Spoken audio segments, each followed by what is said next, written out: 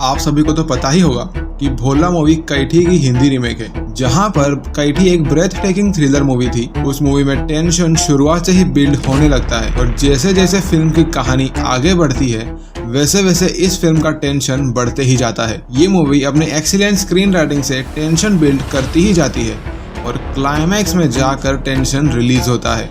ये मूवी देखने के बाद आपको मेंटली कुछ ऐसी फीलिंग आएगी जैसे आपने कोई हाई इंटेंसिटी वर्कआउट कर लिया हो। आज के इस वीडियो में हम भोला मूवी को सिनेमैटिकली एनालिसिस करेंगे और डिस्कस करेंगे कि ये मूवी कैठी से बेटर है और अगर नहीं तो क्या गलतियां हो गई इस मूवी में। So let's start.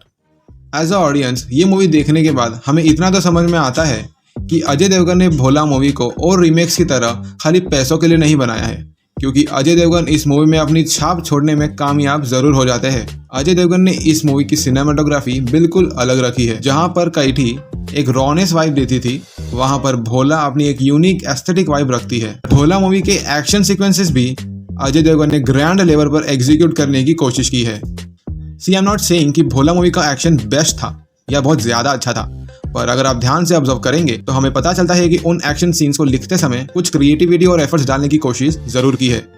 आप एज अ व्यूअर इन एक्शन सीन्स में डेप्थ और डिटेलिंग देख पाते हैं।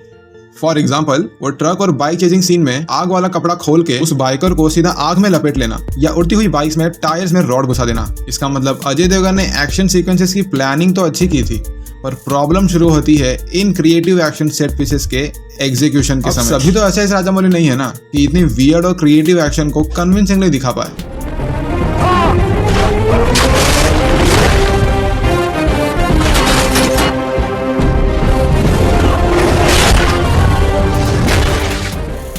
आई am not taking any day at Ajay Devgn, पर इस एक्शन को और थोड़ा कन्विंसिंगली एग्जीक्यूट किया होता विद बेटर वीएफएक्स तो ये मूवी की क्वालिटी और बढ़ जाती। जबकि अभी भी ये मूवी एक अच्छी वॉचेबल फिल्म है। इफ यू हैड वॉच्ड कैठी, इस मूवी में दो ही ऐसे एक्शन सीक्वेंसेस है जो आपको याद रहेंगी। पहला तो वो अश्वत्थामा को पकड़ने वाला सीन, इनकी इंटेंसिटी आपको हिट करती है क्योंकि उस सीन का स्क्रीन प्ले को बहुत रॉ और टाइट रखा गया था। फिर दूसरा आता है वो त्रिशूल वाला सीन।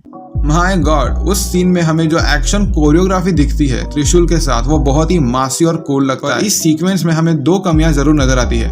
पहला तो है बैकग्राउंड स्कोर। इस मोमेंट पर एक अच्छा मासी बीजीएम होता तो इस सीन का लेवल 10 गुना बढ़ जाता, पर हमें एक बहुत ही ऑर्डिनरी सा सॉन्ग सुनने मिलता है, इस सीन के पूरे इम्पैक्ट को फ्लैट कर देता है। और दूसरी कमी है फिजिकल इम्पैक्ट। जी हाँ, जब वो त्रिशूल बॉडीज में पेनिट्रेट कर रहा था तब हमें वो इम्पैक्ट फील ही नहीं होता। हमें वो सीन थोड़ा फेक नजर आता है। वो सीन ऐसा लगता है कि त्रिशूल कोई क्ले के अंदर पेनिट्रेट कर रहा हो। और अब ये कोई वीएफएक्स की गलती नहीं है, ये चीज फिजिकली डिसाइड किया जाता है सेट्स पर कि ये कैसा दिखने वाला है ऑन स्क्रीन। और यही पॉइंट हमें तानाजी मूवी में भी कुछ जगह पर नजर आया था, क्योंकि इन दोनों मूवीज के एक्शन डायरेक्टर्स एक ही है, आरपी यादव और रामाजान बुलूत। मैं तो अब भी कहता हूँ कि अगर इन दोनों पॉइंट में से अगर कोई एक भी बेटर होता, यानी खाली अगर एक अच्छा मासी बीजीएम भी होता, तभी भी ये सीन का इम्पैक्ट 100 गुना बढ़ जाता। सो ओवरऑल यही थे मेरे थॉट्स ऑन भोला मूवी। अगर इस मूवी में एक्शन सीक्वेंसेस थोड़े और अच्छे से एग्जीक्यूट होते with better VFX and BGM तो ये मूवी और ज्यादा इम्पैक्टफुल बनती। एक बार जब उसने रण को तिलक लगा दिया, भूल जाता है उसके धड़कन सब। अगेन मैं ये कहना चाहता हूँ कि भोला एक अच्छी अडेप्टेशन थी अजय देवगन द्वारा। हमें एज अ ऑडियंस फील होता है कि उन्होंने अपना हार्ट एंड सोल लगाकर बनाया है इस फिल्म को, और मैं तो एक्साइटेड हूँ इस यूनिवर्स में आने वाली नेक्स्ट मूवीज के लिए। अगर आपने इस मूवी को देखा है तो आपको ये मूवी कैसी लगी मुझे कमेंट्स में जरूर बताएं।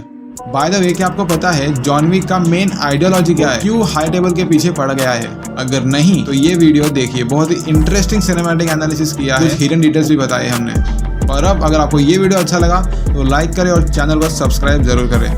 थैंक यू, जय हिंद।